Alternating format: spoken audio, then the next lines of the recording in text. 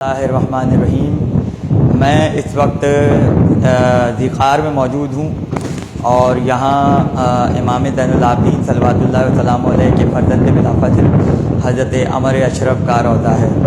آپ دیکھ رہے ہیں سامنے نہر فرات ہے اور فرات کو عبور کر کے ہمیں جانا ہے پیدل، یہاں گاڑیاں رک جاتی ہیں اور اس کے بعد ایک گاؤں آتا ہے، گاؤں کے بعد روضہ آتا ہے۔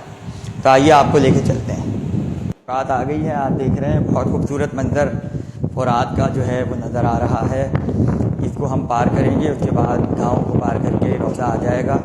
بہت خوبصورت جگہ ہے یہ۔ فرات کی خود ایک اہمیت ہے مذہب شیعہ میں، اور معصوم فرماتے ہیں کہ اگر تم یہ چاہتے ہو کہ تمہارے بچے ہمارے چاہنے والے ہوں تو تم انہیں گھٹی میں نہر فرات اور خاک شفا پلاؤ، تو تم دیکھو گے کہ تمہارے بچے ہمارے چاہنے والے پیدا ہوں گے۔ یہ ہم پل عبور کر کے آ گئے ہیں فرات کا، اور اب ہم جا رہے ہیں روضے کی طرف۔ یہ سامنے گاؤں ہے، اس گاؤں سے ہمیں گزرنا پڑے گا، اور یہ ساری آبادی آل محمد کے چاہنے والوں کی ہے۔ انتہائی خوبصورت منظر یہ جگہ پیش کر رہی ہے۔ آپ دیکھ سکتے ہیں سامنے کھیت ہی کھیت ہیں اور باغات ہیں کھجور کے درختوں کے، اور کچا راستہ ہے۔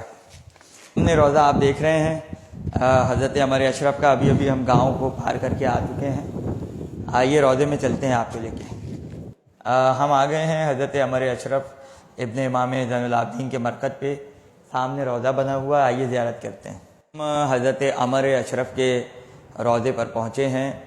امام سید سجاد کے فرزند بلا فصل، جنہیں بعض لوگ غلطی سے عمر اشرف کہہ دیتے ہیں، حالانکہ ان کا نام عمر ہے، واؤ کے ساتھ عین میم رے واؤ، تو عین کے اوپر زبر آ جاتا ہے، لہذا عمر اشرف ان کا نام ہے۔ اور عمر حضرت ہاشم کا نام تھا، اور بنی ہاشم اکثر اپنی اولادوں کے نام حضرت ہاشم کے نام پہ رکھتے تھے۔ آئیے، یہ سامنے ان کی زری ہے، اور حضرت عمر اشرف کی نسل جو ہے عابدی کہلاتی ہے۔ حسین ذوالدمع کی نسل بھی عابدی کہلاتی ہے، ان کی نسل بھی عابدی ہے۔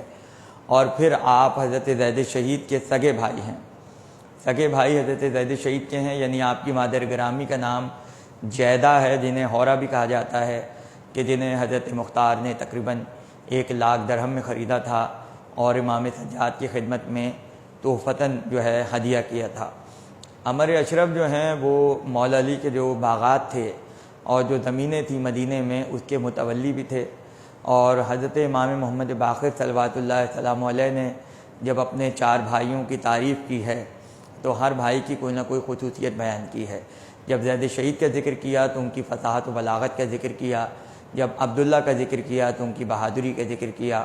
بالکل اسی طرح سے جب عمر اشرف کی مدح امام باقر فرماتے ہیں تو آپ کو بھی سخی اور بہت مطلب یہ کہ حکمت والا اس حوالے سے یاد کرتے ہیں، لہٰذا ہم ان کے روضے پر حاضر ہوئے ہیں۔